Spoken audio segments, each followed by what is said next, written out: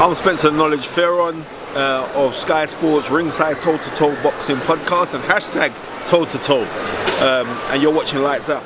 This is Lights Out. I'm Faisal Khan, joined by John Rawling. John, how are you doing today? Good, thank you. Excellent. We're at the press conference for Jack Catterall versus Ohara Davies, and it's finally been announced. It's a fight that Frank and both fighters have been brewing up for the last couple of weeks now. Now that it's officially announced, what type of fight we're going to get on October the 6th at the Leicester Arena? Well, it's going to be interesting, isn't it? I think it'll be. It's quite a technical fight, isn't it? We're not going to go in there and see an all-out brawl. I just don't see it being that sort of a fight, you know. It's a very, very interesting one. Jack, I think, I've not checked the odds yet, but I would imagine that Jack would be named as the favourite to win it. But Ohara is a slippery customer, and I think, despite what he says, I think he has got something to prove after that Josh Taylor defeat, and I think he'll be very keen to give a very good account of himself. And it's a top of the bill fight, which is going to be given, in all probability, official eliminator status for a world title. And I think it's one which will excite the fans, and it's going to be a very good competitive fight. A lot of people are somewhat seeing Jack as the underdog for the fight. Do you think what with Jack Catterall coming in as the underdog in this fight kind of like gives him a slight advantage that he's got? You think he'd be the underdog, do you? I think looking at experience-wise, I think Jack Catterall is probably the underdog for me, because I'm going by experience. I'm going by who's had more fights, who's been in there with more non-fights. I think Jack Catterall for me is probably the underdog for this fight. Well, I think that what Jack would say, I mean, you can speak to him for yourself, but if you can prise it out of him, I think he'd probably say, well, when he had his big test before against Josh Taylor, he was found wanting. And I think Jack will think that there are psychological flaws within Ohara which he'll be able to exploit again. Now, whether or not that's true, obviously Ohara will tell you a very different story. But I think Jack would certainly be thinking that that's a possibility as to some reason why he would have the edge. Since signing for Frank Warren, Ohara Davies has had 2 fights. One he won on points, and the one a couple of weeks ago at the O2 where he demolished Paul Kamanga. What have you made of Ohara Davies as a fighter since he's joined Frank Warren? What do you think's changed his style of fighting? He's looked pretty good. I'm not sure he's changed too much, but I think it's more that he's changed psychologically. I think he's learnt the error of his ways by going and gobbing off on social media and sometimes making a fool of himself at press conferences. And I think you saw that today. There's an altogether more measured and respectful Ohara Davies, and I think that's probably indicative of the fact that he does genuinely respect Jack Catterall. And I think, much as I tried to get them going at each other, they weren't going to have it, were they? And there is a great deal of professional respect between them. Yeah. Obviously, there's a current issue in the heavyweight division that everyone's speaking about. A potential fight for Tyson Fury against Deontay Wilder in December in Las Vegas. What can you tell us about that? I mean, are we I any can tell you it's close to being made. Yeah. That's my understanding of it. I think television are on board. Tyson said he wants it. Wilder's ready for it, and I think Frank is at a very advanced stage in negotiations for the fight to happen. It took a lot of people by surprise, I think, because there was there was an expectation that Dillian Whyte might go in that direction, but Tyson said, I'm ready, I can do it. And last time out he didn't look great, did he? But this might be just the sort of challenge that he needs, something to really focus on. And he thinks he can outbox Deontay Wilder, and he might be right. Obviously, you mentioned the Sefri fight wasn't the most convincing performance. Pianetta in a couple of weeks in Belfast. And obviously, if you can get past Pianetta, then all roads do lead to Las Vegas. But do you think he might be slightly rushing it a bit? Do you think he maybe needs to have a couple more fights after Pianetta, or do you think now is the right time? Well, I thought he'd want more warm-up fights before he got to a fight of that stature. I thought he'd want, Tyson says he's ready. Then who am I to say otherwise? He knows his own body, and he knows where he's at compared with the fighter he was 2-3 years ago. If he thinks he can get up to that sort of level, and he's confident that he's trained himself into good shape, then go for it. Go for it. And I think the boxing public will be most of them will be with him all the way. And if he comes through against Pianetta on August the 18th looking decent, then clearly his eyes are going to be set on December. If the fight can be made then, it'd be fantastic, wouldn't it? I mean, there was a lot of talk about April Anthony Joshua versus Deontay Wilder. Then there's obviously contract negotiations. Both sets of promoters not being able to reach an agreement. What does this say about Frank Warren? If he can get this fight finalised, this says a lot about Frank Warren, that he can still make these type of fights happen. And how much credit do you have to give Frank for getting Tyson Fury to go over there to fight Deontay Wilder? A lot, but I mean, top fights will happen if the two fighters and the two promoters want them. Frank's worked closely with Shelley Finkel and with Al Heyman in the past, and he knows everybody over there. He's been around. He's been doing this business for an awful long time, and he knows the connections to get these things put together. He's always had a very good relationship with Showtime Television, who are going to be the major players, the television company behind it.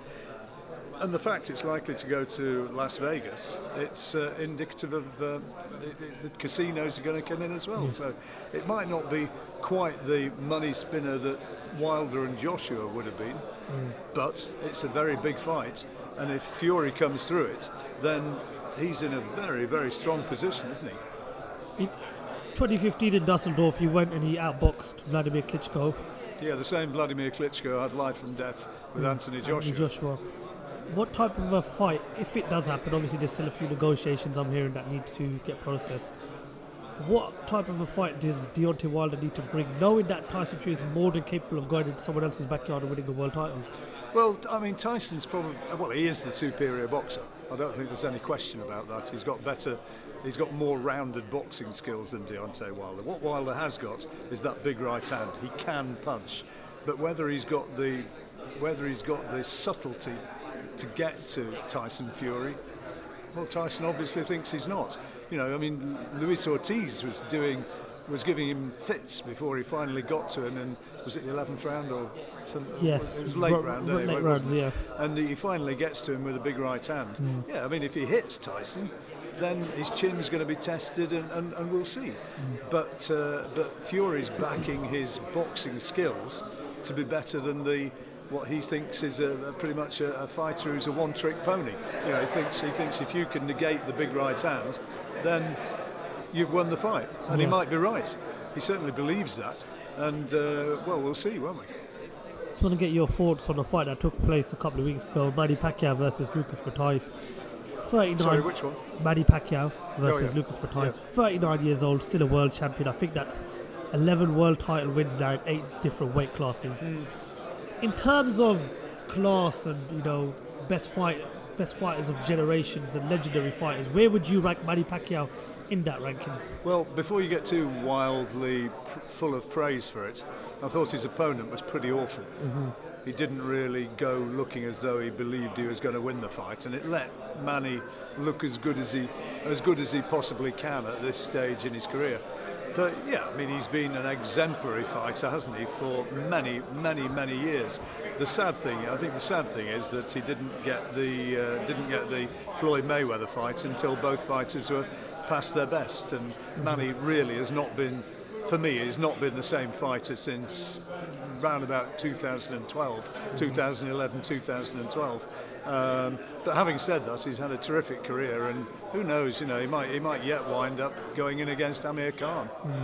Yeah, obviously there's a lot of talk about Amir Khan if he can get past Samuel Vargas, but it's a very exciting division, the welterweight division. You've got Errol Spence Jr., Keith Thurman, Terence Crawford. I don't think Manny Pacquiao wants anything to do with those guys. Those are people who, at this stage of his career, at 39 years old, I don't think he needs those, because if he goes in against people like that, he could wind up getting a bit of a beating. Another fight that's been announced in that division is Danny Garcia versus Shawn Porter. Shawn Porter's no slouch, and Danny Garcia has done what he's had to do over the last few years. What would your prediction be for that fight? Well, I'm a Garcia fan, but as you say, there's a lot of really top fights in that division, and Manny Pacquiao's still in the mix. Yep. Get your thoughts on last Saturday night at the O2. 2 explosive fights in the heavyweight division, started with Derek Chisora and Carlos Takam. Were you at all surprised with how Chisora somehow just come out of nowhere and landed that big shot and was able to win the fight? Well, I can't remember 2 fights which had that sort of drama back-to-back heavyweight fights in a British ring for, well, I just can't remember it ever happening before. I mean, it was sensational, wasn't it? Carlos TAKAM, because I was commentating for the radio on that, for a round or maybe a round and a half before he actually got clipped by Derek. He was just starting to blow, and the snap was just starting to go out of his punches because he'd set a very, very fast pace in the early stages.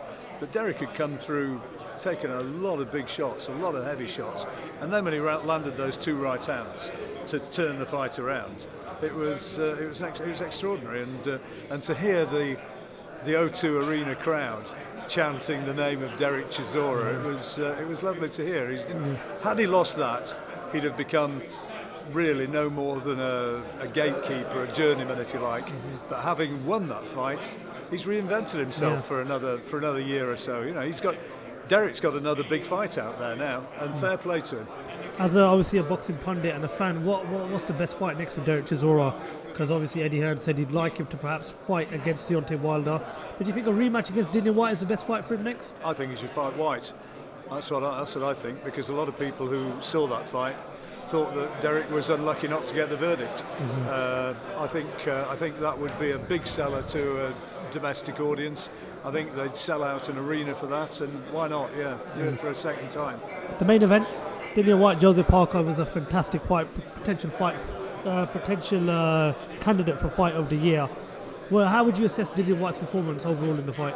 Terrific, absolutely terrific. Joseph Parker showed in the early rounds that he was the superior boxer, but eventually, I think Dillian, in the rounds that mattered, he outgamed him, and the left hook, which put Parker down, was as good a shot as Dillian's thrown. It was a brilliant punch. You know, remember, Parker had never been legitimately down in his career before that, and Dillian did something that Anthony Joshua couldn't do. He put him on the seat of his pants. But